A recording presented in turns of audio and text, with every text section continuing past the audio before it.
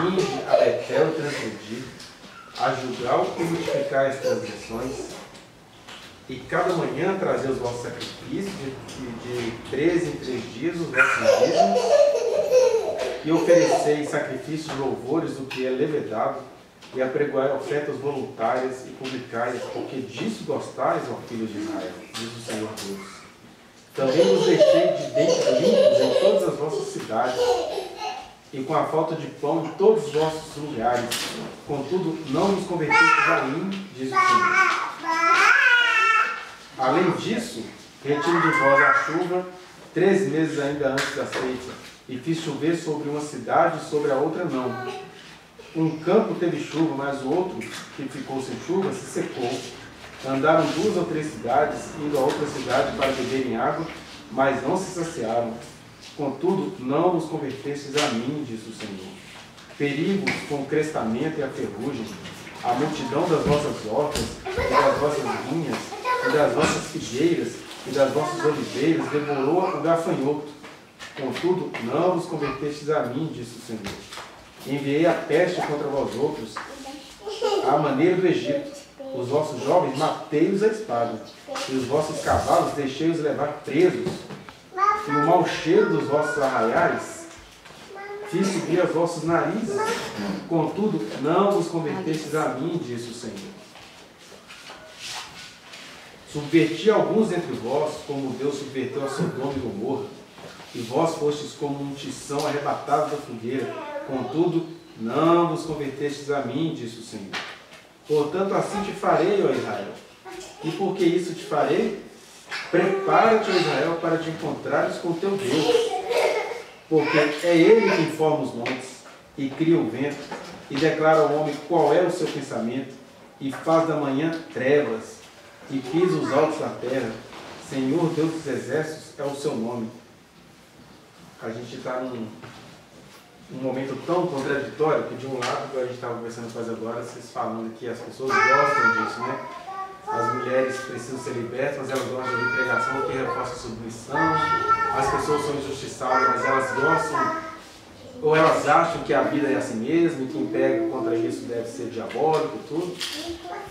Mas as pessoas também não gostam de ouvir isso aqui, né? Que é a outra parte da geração da igreja, que fala assim: nossa, mas você vai falar isso no século XXI? Mas como é que fica? A gente começa a preocupar em maquiar Deus. Porque Deus está aqui na boca do profeta, para um público específico, se personificando como o cara que aparentemente praticou picuinhas contra o seu povo. Porque ele está falando aqui que ele fez pessoas serem mortas, que ele permitiu praga de gafanhoto, igual aconteceu no Egito, que ele permitiu a ferrugem, que ele permitiu que a plantação fosse toda embora, e até a questão do gafanhoto aí, né, de novo.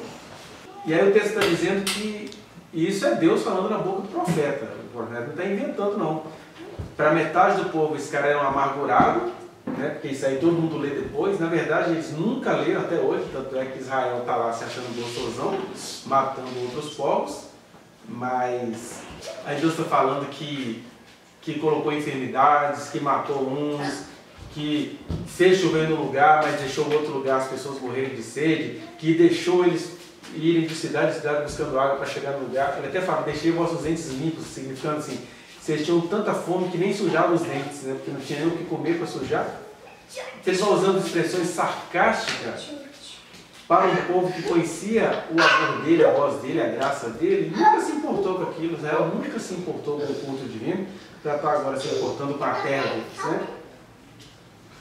Mas o que eu acho interessante aqui, eu queria pensar com vocês de maneira rápida, acho que as crianças vão deixar de pensar hoje,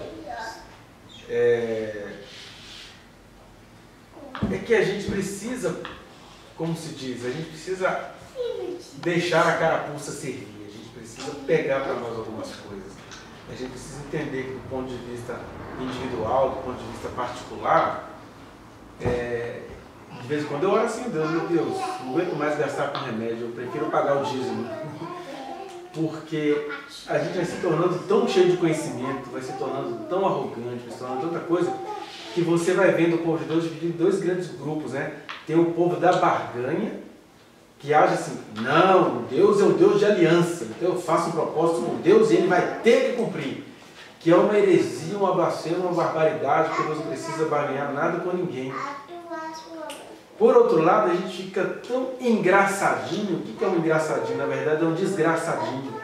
Que você tem tanta consciência da graça, tanta consciência do amor de Deus, tanta consciência de que Ele realmente é amor, que Ele entende a nossa estrutura, sabe que somos pó, que a gente começa a não perceber que alguma coisa na nossa vida está dando errado, né? Porque Deus precisa que a gente faça algumas coisas para isso dar certo, que a gente precisa. Imagina, Deus te abençoou com finanças, com livramento da morte, igual qualquer mulher que está sentada aqui hoje. Vocês nem fazem ideia, vocês foram livradas da morte, porque se vocês percebessem as tramas das quais vocês escapam, né? É aluno que trama contra a professora, é primo que trama contra a prima, é irmão que trama contra a irmã e vice-versa. É tanta gente que trama contra tanta coisa que vocês nem fazem ideia do tanto que vocês sobreviveram. Aí, como a gente não faz ideia do livramento, a gente começa a levar a Deus de qualquer forma. E aí, sim, algumas pessoas só entendem a salvação pela via da falta, né? Aí a coisa começa a pegar a sua mobília, a coisa começa a pegar as suas finanças, a coisa começa a pegar... Você fala assim, gente, agora que eu tenho uma estabilidade, que eu tenho certeza que vou receber todo mês, meu dinheiro não dá mais para nada. O que é isso? Aí Deus está aqui falando, deixa eu contar para vocês. Sabe por que não acontece nada de bom para vocês? Porque se de um lado Jesus disse que não era para a gente andar preocupado com o nosso futuro, que não era para a gente andar ansioso com coisa alguma, não era para a gente andar preocupado com o que comer e beber, com o que nos vestir, porque a vida é mais do que o alimento e o corpo é mais do que as vestes. Ele também disse, gente, peçam, que se vos será dado, batam, que se abre-se-vos-á, busca, que vocês vão encontrar, busquem, né, que vocês vão encontrar. E aí o que a gente faz? A gente não pede, a gente não bate na porta, a gente não busca, porque a gente usa o amor de Deus, a sua graça derramada para a gente se desumanizar. A gente vai ficando sem vergonha, cínico, a gente já vai até para um outro lado, né? Porque a mesma pessoa ansiosa, que quer a garantia do futuro, dos filhos, dos amigos, do pai, da mãe, do emprego, de tudo, né? O marido que vive com a mulher que já não está trabalhando, aquela coisa toda, é a mesma pessoa que diante de tudo que Deus dá, fica ansioso. Aí, para que Deus está me dando isso? Por que eu tenho isso? Você vai ficando com ódio de toda boa graça, de toda boa dádiva, de todo dom perfeito. A gente começa a ficar enfadado com a boa dádiva que Deus nos deu. Que é aí que a gente vai entrando no caminho perigoso que Israel entrou. E daí essa palavra para Israel. Né? Essa palavra para Israel, que é Deus continua sendo o Pai nosso? Continua. Deus continua sendo amor? Continua. Só que o Deus que continua sendo amor, Ele continua tendo seus filhos e filhas como indivíduos, né? E nós como indivíduos, nós somos ingratos por estrutura. Nós somos cínicos diante de toda boa razão que Deus nos dá. A ponto de a gente começa a racionalizar, né? Qual que é a racionalidade trágica? Você fica assim, Deus começa a ser o motivo da sua vergonha, que é o Israel de hoje, né? Talvez, vamos colocar assim bem no chute, 70% da população israelense tem do bom e do melhor, herdou as promessas que Deus fez a Abraão, tem ciência, tem tecnologia, tem tudo, e eles não estão nem aí para isso. Eles são o povo mais humanista que existe no planeta. E a outra parte se apega não a Deus, mas à conservação, ao conservadorismo, que é essa parte, né, que está usando o poder político para eliminar o palestino, porque, a gente usa todo esse discurso porque a gente vai pegar o nosso território de volta. Aí ó, como que quer um território, mas não acredita, nunca creu no Deus que dá aquele território. Nem o povo mais liberal crê em nada daquilo, e nem o povo conservador crê naquilo, eles só querem o território. E aí usa a Bíblia, promessa, profeta Oséias, profeta Amós, usa isso tudo para falar assim, nós temos autoridade divina para pegar o que é nosso. E aí lá vai os crentes no bonde da alienação. Nesse momento, em vários lugares do Brasil, tem gente usando até aquele texto ridículo, né? Orai pela paz de Jerusalém. Quando Paulo, no Novo Testamento, fala para a gente, se possível, enquanto depender de vós, é para ter paz com todos os homens, ou seja, com todas as pessoas, e é para ter paz em relação àquilo onde está vindo injustiça. Né? Eu não tenho que defender grupo terrorista nenhum, mas eu tenho que entender. Hoje eu estava vendo no noticiário aí a quantidade imensa de crianças palestinas esmagadas. E não tem nada a ver com Hamas, tem a ver com Israel atacando um hospital cheio de civis. Mas aí eles são um povo de Deus, aí Deus agora virou um Satanás. Porque é assim, quando você lê que o profeta disse, que Deus disse para o povo dele, que a discussão de Deus é a discussão de dentro de casa. Vocês não deveriam andar na minha presença? Aí vocês fazem seus louvores, trazem para mim um pão levedado, que é disso que vocês gostam. Né? Aí vocês trazem o pior. Aí, nesse caso aí, a fim de que vocês se humanizem, eu deixei o fungo do pão de vocês matar vocês. Eu deixei a situação de vocês ficar ruim. Eu deixei a coisa ficar toda ruim. Até porque é simples sair disso. É só vocês me invocarem e falarem, Senhor, eu reconheço que faz dias que eu não falo contigo. Eu reconheço que para cada dia de vida, de livramento, de graça que o Senhor me deu, eu não dei a mínima para ti. E por isso que eu estou gastando com farmácia, por isso que eu estou gastando com psicólogo. E aí é o contrário do que você falou aí do Congresso de Mulheres, né? É porque o povo de Deus costuma não ter dinheiro para psicoterapia, para essas estruturas, né? E de repente, para quem nasceu para andar em aliança com Deus, realmente a terapia está em andar com Deus. E em situações muito específicas você está na terapia, mesmo ele vai te dar condições disso, e vai até aumentar as suas rendas na medida que você paga isso. Agora, há situações que Deus queria nos livrar disso. Assim como Deus nos queria livrar da enxurrada, como Deus livrou muita gente aqui da Covid e dos seus efeitos, Deus queria livrar a gente dessa farmacologia que faz você gastar e a coisa não se curar, e o fogo não apaga, e o bicho não morre, e você não para de ficar enfermo e não para de comprar remédio. Né? E aí Deus não discute isso não, mas Ele está dizendo, olha, vou dar uma dica para vocês. Fui eu que deixei isso acontecer. Por quê? Porque eu chamei vocês para me pedir, eu estou afim de atender. Me buscar, eu estou afim de ser achado. De bater na porta, que eu estou afim de dar acesso a vocês. Eu estou afim de fazer isso tudo. Mas o que eu faço com vocês? Vocês não buscam, vocês não batem, vocês não caminham, vocês não produzem. Não vão cair para mim. Então,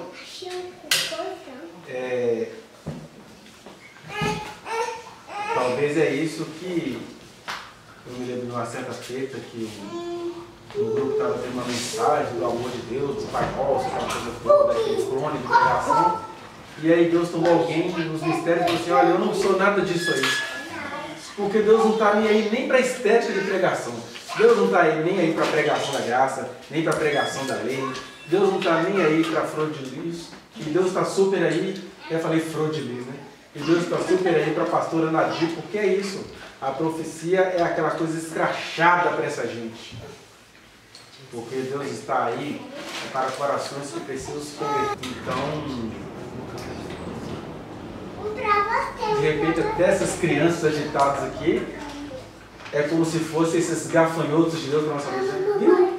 Eu dei um monte de coisa para vocês, agora vocês precisam se enxergar, vocês precisam se entender, vocês precisam se encontrar diante de mim. Na verdade, vocês precisam se encontrar diante de mim, porque eu estou aqui, só que vocês não conseguem me achar. Porque vocês estão muito absortos nas coisinhas de vocês, nos projetinhos de vocês, nos valorzinhos que vocês querem ter para si. Né? Mostrando que quando uma geração está perdida, que quando o pensamento está perdido, nem tudo está perdido.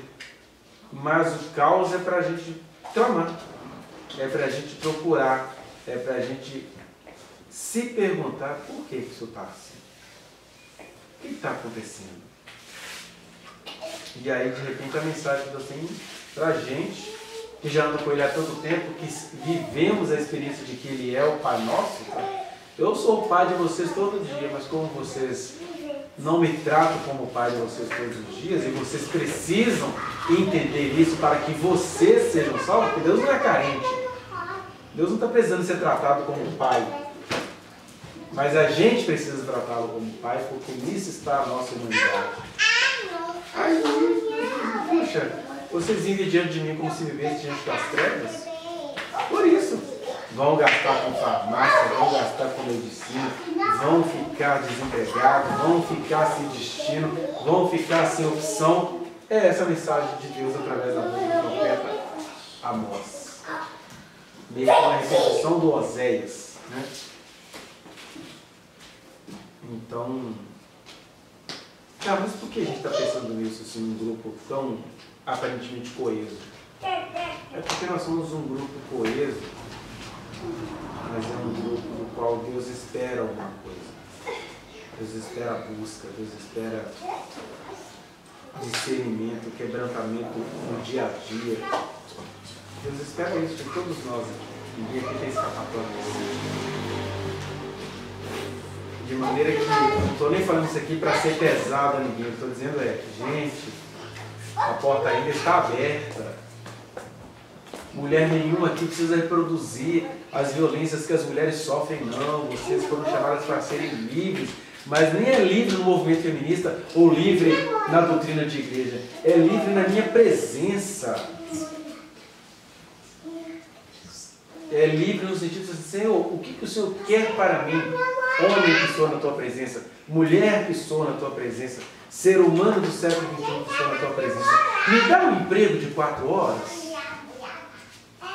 Me dá um emprego de 6 horas. Porque quando ele está falando aqui que ele deixou danificar os objetos, deixou danificar a renda, deixou danificar até a vida de alguém, quando Deus fala dessas coisas, está dizendo, eu não estou zombando de você, eu só estou dizendo, cara, se a sua renda está ruim, dobra o seu joelho no chão que você não está fazendo fezinha. A sua renda está ruim, mas não fui eu que te dei essa renda. Pode me buscar, porque nesse caso aí está faltando discernimento do meu espírito sobre as suas finanças. Porque assim como há casas e residências que os espíritos malignos mandam até no copo no qual você bebe água, na sua casa, até o utensílio que você comprou, ele é imantado pela presença do meu espírito. Isso não é simpatia.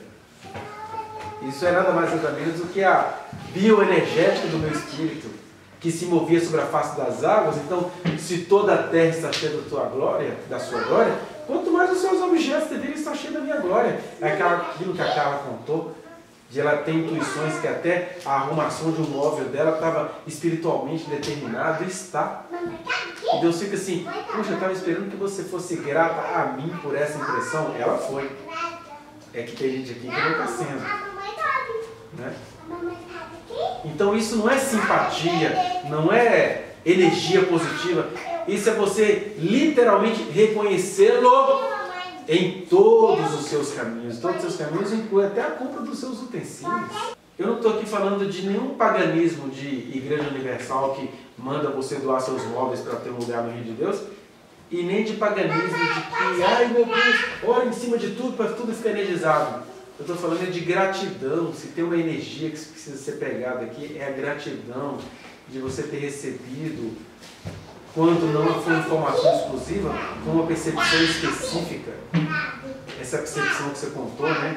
De que você admirava muito um congresso, mas de repente você teve um outro olhar sobre essa mesma coisa. Isso são percepções divinas. E ele está assim, transforma isso em gratidão até na hora de fazer um negócio. Porque do contrário, quando o profeta Amós diz para o povo que Deus é quem fez isso, é porque o povo pensava que Deus é que fazia assim. Mas Deus nem precisa fazer, é a ingratidão que faz. E aí a ingratidão leva os nossos filhos mais cedo. A ingratidão faz os nossos filhos ficarem cegos para a fé e zombando da cara da gente. A ingratidão, que às vezes a ingratidão é isso, né? Ah, que é a cura do teu filho? Quando é que você vai visitar?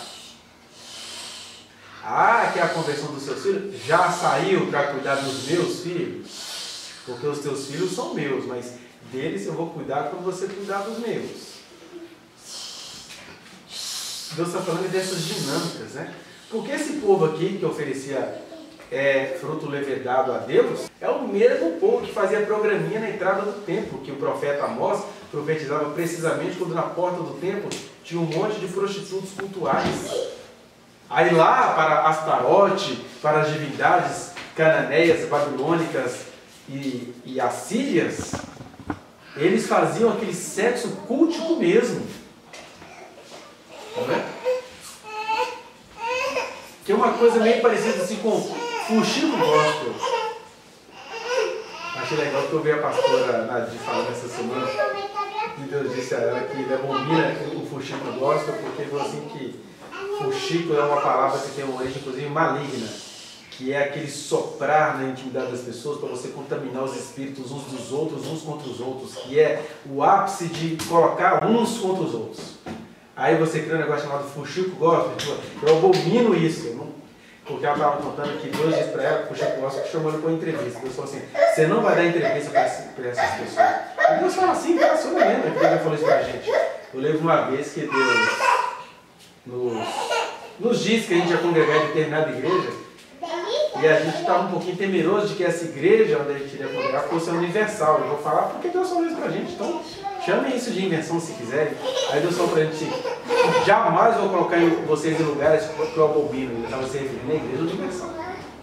Aí anos depois eu fui descobrindo por que Deus imaginava aquilo, né? Quando Deus falou com a gente que Ele botou a universal dentro dos lugares que Ele abominava, aí o tempo foi passando e a gente foi descobrindo por que Deus abominava, né? A gente foi descobrindo, por exemplo, que o próprio Edir Macedo, naquelas fogueiras de Israel, ele oferecia sacrifícios às divindades de Umbanda, ou seja, ele ia lá na igreja universal falar mal da Umbanda, sendo que ele levava oferendas para Umbanda nos montes do Rio de Janeiro. Aí diz assim, entendi porque Deus abomina, não é nem por causa da Umbanda. Deus respeita muitos umbandistas que o adoram sem saber. Agora, um bispo Macedo que ergue uma universal, levando oferendas para Umbanda e falando mal da Umbanda, mas Deus abomina esse sujeito e essa igreja, pode ter certeza. Embora muita gente lá ceguinha, e aí você tendo essas informações de Papai do Céu, não anda com ele com essa gratidão de quem teve essa informação, aí você não respeita o seu patrão, né? Eu fico zoando aqui em casa, vocês respeitam o Zemo, não vão respeitar a Deus? Você respeita esse milionário abominável que acha que nunca vai sair de nossas cabeças e fica achando ruim uma coisinha que Deus pede para você fazer e vem com essas doutrinas de mas Deus faz isso? Mas Deus mandou você visitar? Mas Deus vai mexer agora com o seu desejo? Mas minha mãe vive uma vida que ela não quer. Dane-se a sua mãe, porque ela ia viver a vida que ela não queria em outro lugar. Porque nesse momento aqui, tem muitas mães vivendo a vida que não querem e respeitam essa vida que elas não querem. Aí a palavra de Deus para essas mães é: vocês gostam de sofrer, é isso que você falou, querido. As pessoas gostam de sofrer. As pessoas ficam com ódio quando o avó fala assim: busca o Senhor, mamãe, que Ele vai te tirar desse jugo. Aí eu me lembro, nunca vou me esquecer daquela mulher que Deus mandou um profeta lá de São Paulo ligar para ela: minha filha, eu estou vendo a tua aflição. Esse homem que é o teu marido, que teve filhos com você, ele não é meu, ele nunca foi meu. Pois eu vou arrancá-lo da sua vida. Quando o cara desliga o telefone, a mulher: isso não foi Deus não, porque Deus não destrói família. Está vendo? É para esse tipo de gente que Deus manda o profeta Amós. Digamos assim: morra seca, minha filha, porque você recebeu de mim uma palavra que ninguém desse universo recebe. Essa que é a blasfêmia contra o Espírito Santo. Claro, a pessoa que estava perguntando não morreu seca, não. Deus é bom, Deus fica ouvindo. Deus quase fala assim: fica aí, chora mais, que eu estou te abençoando, seu ingrato. Mas o cara realmente foi tirado da vida dela, o cara está em outra vida, feliz, tem ótima relação com os netos, mas Deus tirou ele da vida dela. Porque Deus ama uma cabeça dura. E a outra mulher que eu acompanhei, mulher boa, de coração bom, eu falava para ela: olha, eu estou vendo que o seu marido está tramando contra você. Mas Deus te ama tanto que se esse seu marido achar que vai te ganhar, a senhora já até foi testemunha no caso dela comigo aí. Eu tive que testemunhar por ela. Pois se esse seu marido já tramando contra você, Deus mata ele. Dito e feito. O marido já estava colocando os 2 filhos dela contra ela Aí um belo dia ele criou uma situação que depois ela foi ver, gente, o meu marido estava tramando me matar. Aí quando esse cara estava a caminho de tramar com essa mulher, ele já vinha com práticas perversas. Um belo dia eles precisavam viajar. Aí a mulher está igual eu aqui, ela não queria viajar porque tinha um cachorro que ia ficar em casa, sei lá, 15 dias sozinho. Falou, não, a gente resolve esse problema. Deu um veneno para cachorro, o cachorro passou mal. O que aconteceu? Olha, a gente precisa viajar. Vai para o cachorro para viajar. O perverso, assim, eu testemunhei sobre isso, né? Essas histórias que eu ouvi lá na delegacia de mulher. Então, mas aí o que aconteceu? O cara estava a caminho de matar essa mulher e teve um piripaque no meio do caminho, porque o Senhor é bom. Mas a bichinha chorou a morte do bezerro. O bezerrinho de Satanás. Né? E aí o que Deus faz? É tudo ingrato, mas eu vou exercer minha misericórdia. O problema é que Deus exerce misericórdia dele, a gente fica murmurando. São essas pessoas as principais candidatas a ir para o inferno. Porque aqui na rua, por exemplo, passa uma doida todo dia, uma menina bem esquizofrênica. E ela está perdida na própria cegueira dela. E de repente ela já está salva. Agora a gente aqui, ó, a gente é candidato a ir para o inferno, porque a gente não sabe, ou digamos assim, preferimos não saber sermos gratos diante de tão grande nuvem de testemunho. Até os demônios ficam assim, eu não acredito que essa pessoa está irritada de novo com a bondade de Deus. Esse tipo de gente que não consegue ser grata e que vai ficando ingrato, mas assim, é aquela ingratidão com elegância. O cara morre presidente de igreja. Né? Ontem, só para encerrar aqui, eu sempre, acho que eu já falei para vocês, o pastor Furico, quer dizer, o pastor Eurico, que é um pastor lá do Nordeste, ele fica lá no congresso lutando contra aborto, causa guerra, e aí eu falo assim, você é um pastor Furico, ele ainda tem alguma coisa que eu ainda vou descobrir, e aí eu descobri ontem, uma pessoa lá de Pernambuco, que é de onde é o deputado federal das Assembleias de Deus, sempre eleito, porque tem votos de cabresto, né, da Assembleia de Deus, contando que ele tem uma casa que a pessoa filmou a casa que ele tem cheia de drogas, de um monte de coisa, que alguma coisa acontece ali.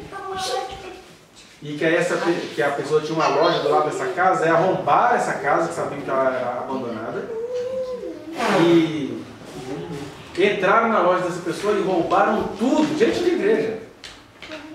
E aí o pastor Furico, quer dizer, o pastor Eurico, ele viu que a imagem dele ia ficar maculada, fez uma reunião com a pessoa, prometeu que ia pagar tudo, não pagou até hoje essa pessoa, coisa de mais de 100 mil reais. E continua lá no congresso, a pessoa doutrina hipócrita, e a pessoa com ódio revoltado. Porque o cara ganha todas as eleições, porque é isso. Ninguém não pode pegar na igreja, mas o pastor Furico corrupto, tá lá, sendo abençoado por esses. Então, esses são os grandes candidatos ao inferno. Por isso que não dá nem para falar que o inferno não existe, porque infelizmente o inferno foi preparado para o diabo e seus anjos, e algumas pessoas estão se tornando anjos do diabo, porque a gente que igual o diabo conheceu a Deus tão de perto, que treme da presença de Deus e fala assim, não quero isso, não estou afim disso, e daí eu sou autêntico com Deus. Vai descendo ladeira abaixo, né? Acho que está subindo para as alturas, mas está descendo. O João Deus falou com o Cafarnaum, né? Elevar-te-ás às alturas? Não, descerás ao fundo do abismo. E uma das palavras da cidade significa elevado às alturas, né? Não sei se é Corazim, Cafarnaum ou Betsaida. De qualquer maneira, é uma cidade que tinha um nome que significa elevado às alturas. Elevado às alturas, os quintos dos infernos. Porque vocês tiveram a minha presença e me crucificaram. E a gente faz isso com Jesus. Que grande responsabilidade em todos os dias. Mas que o Senhor nos livre disso. E mencionar essas nuances é também falar da graça de Deus, porque a graça de Deus é, sobretudo, responsabilização. Se eu conhecer a liberdade do Senhor, se eu conhecer a graça do Senhor, se eu conseguir a visitação do Senhor, e eu não vou querer me sentir responsável nisso, que grandes ruínas eu já sou.